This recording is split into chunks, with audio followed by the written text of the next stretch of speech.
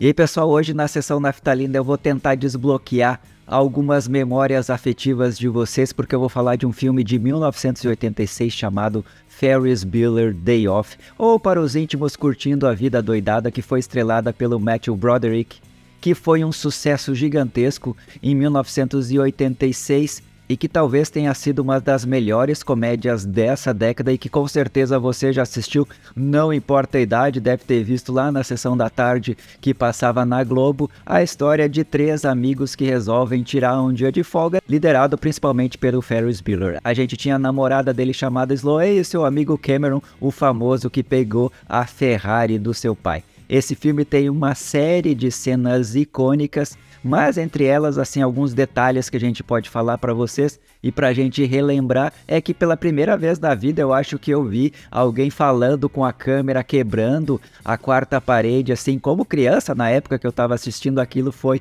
muito legal. Mas a gente pode levar também por um lado que o personagem do Ferris era um cara mentiroso, manipulador, né? Enganou a mãe, enganou o diretor, mas não conseguiu enganar a irmã, e ele realmente tentava manipular todos ao seu redor. Então, por esse lado, ele seria um vilão, mas ao mesmo tempo ele era um cara que era amigo, charmoso, engraçado e fez com que toda a cidade voltasse para tentar ajudar ele porque a sua saúde era completamente debilitada. Isso que as pessoas pensavam porque ele estava sempre enganando.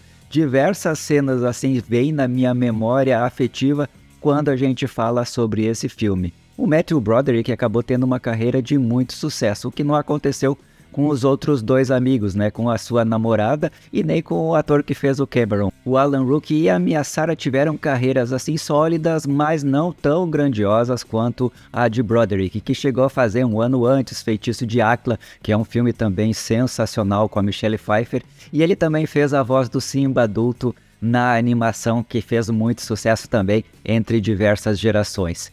Vamos então lembrar algumas das cenas mais icônicas desse filme, que pela história ali dá para ver por algumas pistas que aconteceu num dia de 1985, apesar do filme ter sido lançado em 1986. Então uma das primeiras cenas é realmente ele enganando a sua mãe, para como se ele tivesse doente, gravando a sua voz com aquele manequim. Essa é uma das cenas que todo mundo lembra, né? Quando a mãe dele vai realmente conferir se ele estava doente, porque o diretor também sabe que ele estava mentindo, né? Até porque ele conseguiu tirar algumas faltas também do seu histórico escolar. Se não me engano, ele tinha 9 faltas na época, indo para 2. E depois também tem outra cena icônica que é a da Ferrari, quando eles pegam o carro emprestado do pai do Cameron para curtir a vida durante aquele dia e deixam com os guardadores que ficam muito felizes em poder também utilizar aquela Ferrari. Isso tem uma ligação total com o final do filme. Se você está aqui pela primeira vez, eu sou o Júlio Colbert, dá um like no vídeo, curte o canal para não perder nada. Estou sempre falando de séries, filmes e tudo que está acontecendo na cultura pop. E esse filme é regado assim com essas cenas icônicas que não saem da memória da gente. Assim como tem uma cena que talvez tenha sido a primeira vez que eu tenho ouvido um Beatles com a música Twist and Shout, foi com o Ferris Bueller realmente em cima lá na parada cantando, curtindo a vida realmente adoidado com uma música que também é icônica da cultura pop em todos esses anos. Mas eles também conseguem fazer outras cenas assim mais simples, talvez, como a vez que eles vão no restaurante em que ele finge que ele é o rei da salsicha, ou realmente quando ele finge que ele é o pai da Sloane, que ele obriga o Cameron a ligar, e quando o adolescente sai na frente da escola, ele acaba dando um beijo, deixando ainda mais desconfiado o diretor. Também tem uma outra cena que eu acho muito legal, que é uma participação do Charlie Sheen, que também veio a ter uma carreira de super sucesso, que é quando a irmã dele está na delegacia e acaba beijando. Uma curiosidade sobre isso é que o Matthew Broderick e a atriz que faz a irmã dele namoravam na época. Uma outra cena muito icônica é que o Cameron era um rapaz tímido, hipocondríaco, que tinha problemas com o pai, e eles acabam usando a Ferrari e a quilometragem vai lá nas alturas porque os guardadores andaram bastante. Então eles resolvem dar ré, mas ao ver que isso não funciona, o Cameron fica super irritado e começa a dar uns chutes na Ferrari, que sai de ré em disparada e fica totalmente destruída. Essa cena também é icônica, né, porque mostra a revolta do filho dele e também um pouco da manipulação ali do Ferris.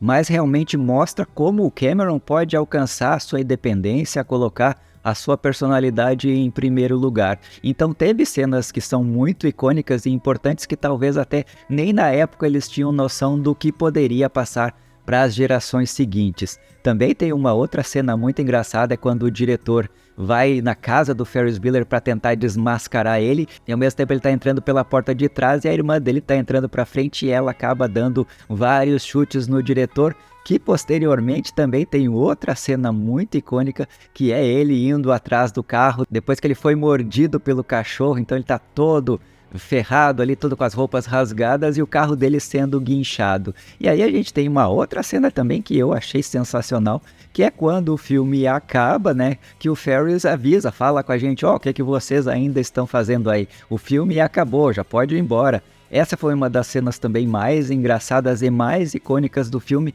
que com certeza a gente lembra de cara.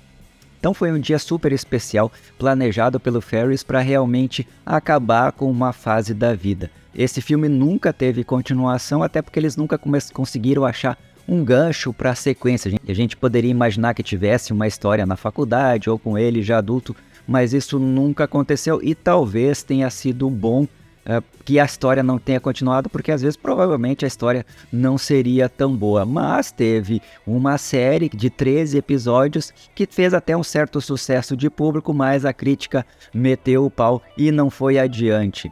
E talvez, né, agora 30 e tantos anos depois, seja uma boa época para a gente ter um remake desse filme, né, para contar de novo a história para novas gerações com novos atores. E você, o que achou do filme? Você lembra de alguma cena especial que eu não mencionei aqui? Escreva nos comentários. Um abraço e até o próximo vídeo.